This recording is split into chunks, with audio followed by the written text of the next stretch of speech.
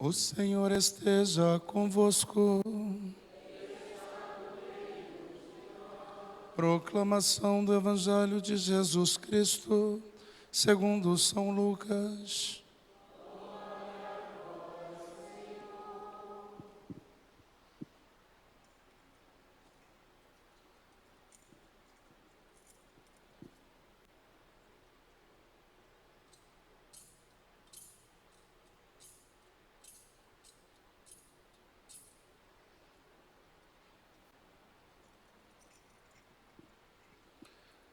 Naquele tempo, os pastores foram às pressas a Belém e encontraram Maria e José e o recém-nascido deitado na manjedoura. Tendo-o visto, contaram o que lhes fora dito sobre o menino. E todos os que ouviram os pastores ficaram maravilhados com aquilo que contavam. Quanto a Maria, guardava todos esses fatos e meditava sobre eles em seu coração. Os pastores voltaram, glorificando e louvando a Deus por tudo que tinham visto e ouvido, conforme lhes tinham sido dito. Quando se completaram os 8 dias para a circuncisão do menino, deram-lhe o nome de Jesus, como fora chamado pelo anjo antes de ser concebido. Palavra da salvação.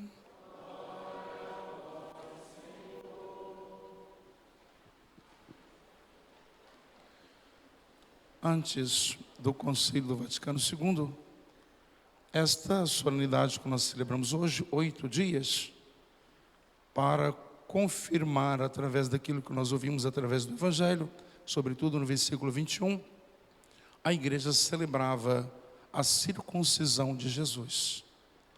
Foi o Papa Paulo VI, com o Concílio Vaticano II, que determinou que esse dia então seria intitulado como a solenidade da Santa Mãe de Deus, é o Theotokos, e ao mesmo tempo é o Dia Mundial de Oração pela Paz, ou Dia da Paz. Hoje, ouvindo a homilia do Santo Padre, o Papa Francisco, ele dizia que foi justamente o ano de 431, quando então foi realizado um dos primeiros concílios da igreja em Éfeso, que o povo não simplesmente aclamava, mas o povo rezava: Santa Mãe de Deus, rogai por nós. Santa Mãe de Deus, rogai por nós. Isso é um silogismo lógico, pelo seguinte: porque se nós acreditamos, ou se a igreja acredita, que Nossa Senhora é Mãe de Jesus, portanto, se acreditamos que Jesus é Deus, portanto, nesse silogismo lógico, é claro que Nossa Senhora é Mãe de Deus. Por isso coloca-se hoje, 8 dias depois, dentro desta 8ª do Natal, a solenidade, primeiro dia do ano, então a solenidade da Santa Mãe de Deus. É a expressão da bênção de Deus que recaiu sobre Maria. A bênção de Deus, senão a paz de Deus que recaiu sobre toda a humanidade, através da disponibilidade do seu ventre, quando de fato o Verbo se fez carne e habitou entre nós. Através da primeira leitura de hoje do livro dos Números, o Senhor falou a Moisés dizendo: fala a Araão e os seus filhos, ao abençoar os filhos de Israel, diz-lhes: o Senhor te abençoe e te guarde, o Senhor faça brilhar sobre ti a sua face e se compadeça de ti, e o Senhor volte para ti o seu rosto e te dê a paz. Nesse primeiro dia do ano, como é bom que nós nos encontramos nessa realidade espiritual, quando por muitas e muitas vezes durante o ano nós recorremos através dos mistérios e de forma tão especial aos 2 sacramentos, o sacramento da reconciliação e o sacramento da Eucaristia, para nós sermos mergulhados, ou se não sermos imbuídos por esta paz, ou para sermos mergulhados nesta bênção de Deus.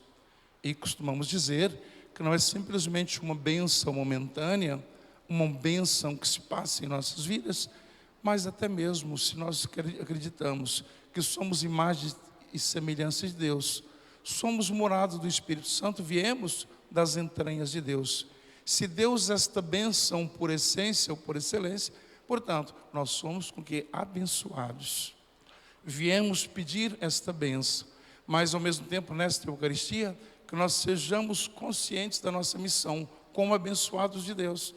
E não se pode separar aquilo que se fala de uma bênção de uma paz. Então, traduzindo, bênção é igual a paz, paz é igual a bênção. Portanto, viemos receber esta bênção de Deus, e para que nós sejamos uma bênção para os nossos, e ao mesmo tempo que nós sejamos promotores desta mesma paz, ou esta mesma bênção. No Antigo Testamento, por 552 vezes, esta expressão de bênção ou abençoado aparece. 552 vezes. E no Novo Testamento, 65 vezes, bênçãos ou abençoados, para dizer que todo o desejo de Deus em revelar o seu coração bondoso aos seus filhos, ou a todos nós, não se passa por outra forma, senão que nós recebamos a sua bênção e que nós sejamos uma bênção para o próprio Deus. Sejamos abençoados para o próprio Deus, para a igreja, para a nossa família. E daqui se faz necessário, de fato, nós permitirmos com que esta ficha caia. Eu sempre conto esta experiência, que eu trabalhei por 3 anos em Itaperuna, que é no noroeste fluminense. E volta e meia ouvia alguém dizer, bom dia abençoado, bom dia abençoada. É uma expressão muito corriqueira da parte deles. Portanto, para fazer alusão que se a pessoa não se sente esta bênção de Deus, que possa de fato cair a ficha, dizer, se Ele está me chamando de abençoado, eu sou uma bênção de Deus. E eu devo me tornar uma bênção para aqueles que eu convivo no dia a dia. Por isso que infelizmente hoje se perdeu a noção do sagrado, da bênção que Deus então nos proporciona. Eu lembro muito bem que na minha família, meus pais faziam questão de ensinar todos os filhos, a hora que éramos 10, todos os filhos a pedirem, a tomarem a bênção. E não simplesmente uma bênção, a bênção pai, a bênção mãe, virando as costas e indo embora. Não era nada disso. Mas meus pais faziam questão de que nós aproximássemos, tomássemos a bênção como um ato de respeito, e porque nós estamos aproximando de um ato solene, e beijávamos as costas da mão. Isso para dizer que as mãos são sagradas. As mãos, elas devem servir para abençoar. Tanta gente que diz, eu tenho tanto medo do meu pai ou da minha mãe, que possa me espraguejar, ou se não possa me excomungar. O padre então, se o padre me excomungar, estou frito, estou perdido. Mas aí estaria o padre entrando em contradição, ou os pais. Pode ser que os pais amaldiçoam os filhos, quando ao invés de rezar, quando ao invés de fazer uma cruz na testa, quando vão para a escola ou para o trabalho, quando então ao invés de clamar a Deus, quando alguém faz uma coisa errada ou outra, então de fato isso pragueja. Pode xingar, pode mandar palavrões, isso ao invés de trair a bênção de Deus, então de fato atrai as coisas negativas, ou seja, demoníacas. Por isso que infelizmente as nossas casas não são mais lares sagrados, não são mais com que igrejas domésticas, que nós não sabemos apreciar esta bênção, ou senão nós não permitimos que a nossa consciência detecte no meio da nossa condição como imagem e semelhança de Deus, que somos frutos da bênção de Deus e temos por obrigação de fazer proliferar esta mesma bênção através da bênção que Deus pediu. Fala a Abraão e aos seus filhos, ao abençoar os seus filhos de Israel, diz-lhes, o Senhor te abençoe e te guarde, o Senhor faça brilhar sobre ti a sua face e se compadeça de ti, e o Senhor volte para ti o seu rosto e te dê a sua paz. Então, fazendo jus, nós todos que tornamos uma bênção de Deus, e é uma bênção para Deus, e uma bênção para o nosso próximo. São Paulo, escrevendo através da segunda leitura aos Gálatas, São Paulo vai dizer, quando se completou o tempo de fato previsto, Deus enviou o seu filho nascido de uma mulher, nascido sujeito à lei. Por que disso? Porque São Paulo quer distinguir duas realidades. Os pagãos que tinham um Deus pagão, que ao invocar esse Deus pagão, esse Deus não tinha obrigação nenhuma de atender às necessidades desse povo. Então o povo simplesmente se desabafava. Então clamando esse Deus pagão, mas esse Deus nem sequer se mexia. Esse Deus não se deslocava do seu trono. O que é que São Paulo quer dizer? Que o nosso Deus, o Deus dos cristãos, é um Deus que desceu das alturas. Esse Deus que desceu então do seu trono e se encarnou no ventre da Virgem Maria, se fez então no meio de nós. Então por isso que a igreja considera que Cristo é a expressão máxima da misericórdia de Deus. Portanto, Deus, a luz, o amor, veio nos visitar. E é por isso então que nós contemplamos esta luz através da igreja, através do sacramento, através da ação vivificadora e santificadora, que é justamente a ação do Espírito Santo. Essas duas realidades, São Paulo quer dizer, inclusive no versículo 7 vai dizer: assim já não és mais escravo, mas filho. E se és filho, és também herdeiro. Herdeiro de quê? Da própria condição divina. Porque nós somos vocacionados a viver a vida de Deus, ou a vida divina em nós, no seio das nossas famílias da igreja. Depois, através do Evangelho, é continuação do Evangelho do dia 25 a 8 dias atrás. Quando os pastores, aliás, o anjo do Senhor, quando Cristo nasceu, então o anjo do Senhor foi anunciar os pastores. E eu partilhava na minha meditação que esses pastores, eles se limitavam a ficar nos campos, nos prados da vida, simplesmente pastoreando.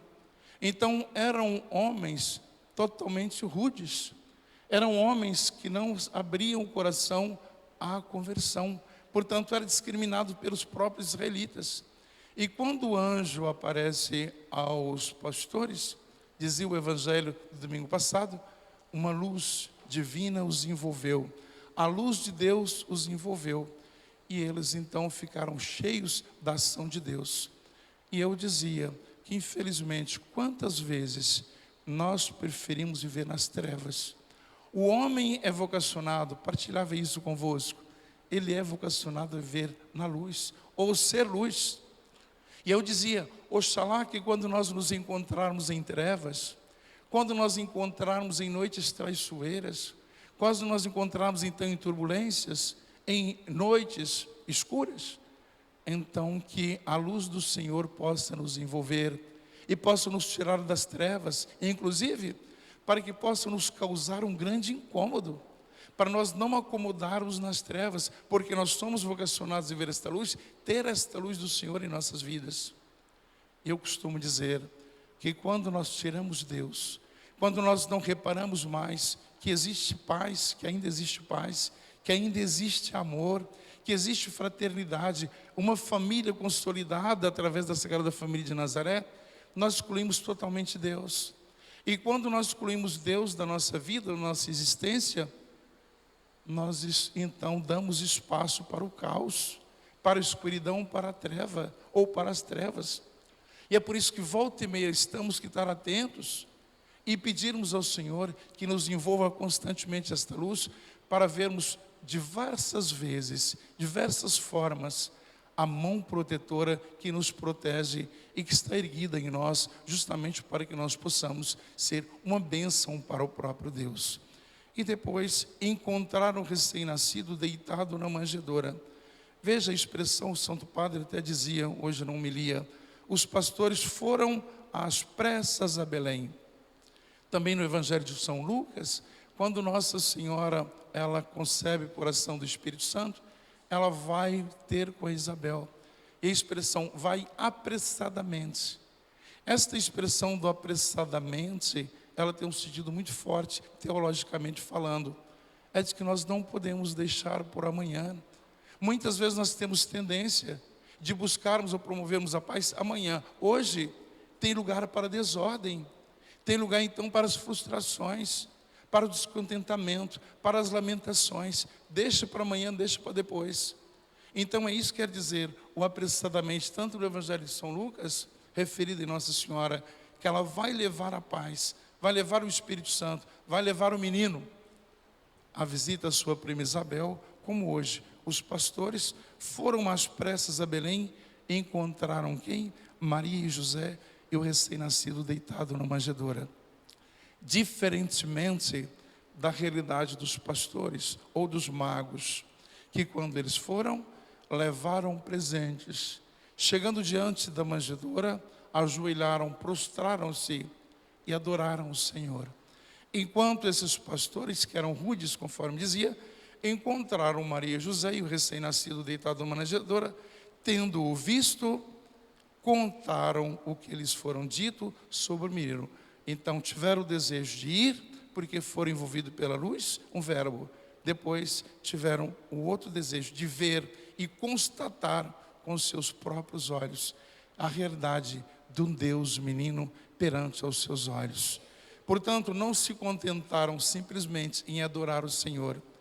E todos que ouviram, eles foram levar a mensagem.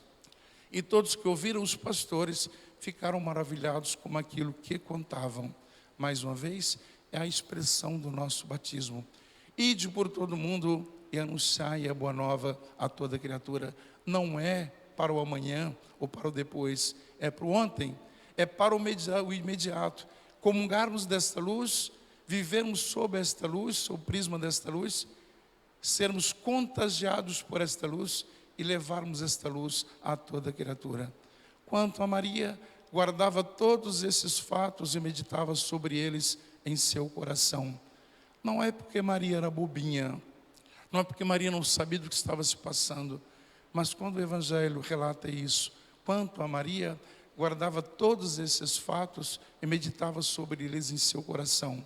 Esse guardava-se porque meditava profundamente, porque ela meditava naquilo que ia ser desenrolando através do plano salvífico ou revelativo do próprio Deus. Portanto, Maria ia conservando no seu coração, através de quê? Através da oração.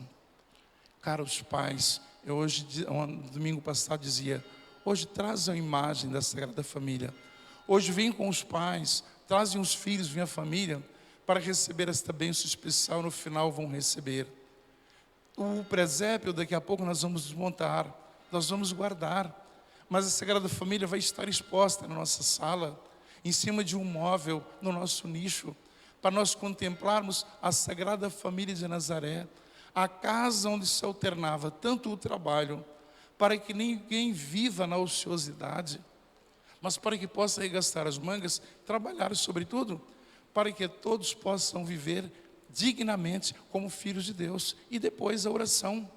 A oração, aquilo que dizia que Nossa Senhora guardava tudo no coração, é como se fosse um quebra-cabeça. Ele já existia, Maria já compreendia esse mistério, mas como que vai se juntando? Como é que vai se formando? Justamente para não contrariar a revelação, a vontade de Deus. Portanto, por meio da oração.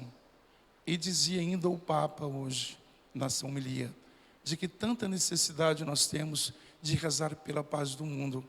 Nós sabemos que hoje são drones, nós estivemos ouvindo falar ultimamente, de que são drones potentes, que estão tanto atacando como também combatendo a Ucrânia, aqueles países ali que estão iminentes a uma guerra. Então são tantas armas potentes, de longo alcance, aviões potentes. E o Papa dizia, e as nossas orações? Nós não podemos fazer nenhum tipo de intervenção humana, nós não podemos ir lá, mas podemos fazer a nossa intervenção espiritual. Então o guardar tudo no nosso coração é recolhermos na oração, para que também através da oração seja a forma da nossa arma, podemos assim, que seja o terço, seja as orações particulares que fazemos, de longo alcance, de grande proporção, e a oração da igreja sempre foi de longo alcance, de grande proporção, como foi a oração do terço que Nossa Senhora pediu aos pastorinhos, não é, em Fátima: rezem para o fim da guerra, reze pela paz em Portugal, reze pela paz no mundo. E não é que a paz veio? Então, através dos sacrifícios, que seja então esse puzzle, ou que seja então esse quebra-cabeça. Não sabemos por que Deus permite tudo isso. Nós até falamos assim, por que Deus permite que as crianças morrem de frio por causa da guerra, ou serão atacados por mísseis, por tantas armas?